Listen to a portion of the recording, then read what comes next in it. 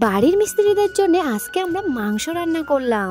তো হ্যালো বন্ধুরা, দেখো আমাদের বাড়ির কাজ প্রায় অনেকটাই কমপ্লিট হয়ে গেছে। আজ কিন্তু আমাদের ঘরের সিঁড়িটা ঢালাই হবে, তার জন্য আমি সিঁড়ি ঢালাই আগে একটু পুজো করে নিলাম। আমার কিন্তু পুজো দেওয়া হয়ে গেছে। প্রথমে কিন্তু শুরুটা আমিই করলাম সিঁড়ি। মিস্ত্রিরাই কিন্তু আমাকে বলেছিল যে 3 বার এইভাবে তোমাকে দিতে হবে।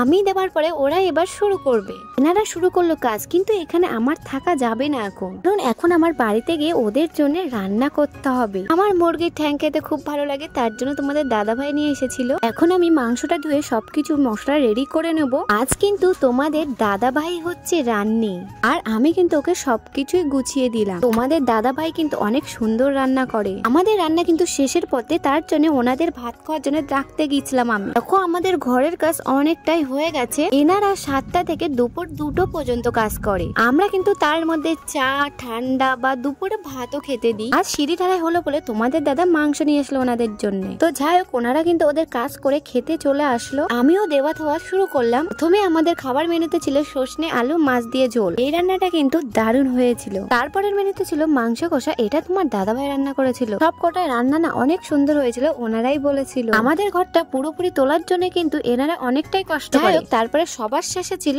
টক ডাল, এটা সব থেকে ফেভারিট আমার। তারপরে ওদের দেওয়া থাওয়া করে আমিও খেতে বসলাম। খাওয়া দাওয়ার পরে আমার কিন্তু যেটা কাজ সেটা আমাকে করেই ফেলতে হবে। আমি এগুলো করতে থাকি। আজকের ভিডিও এই পর্যন্ত, টাটা।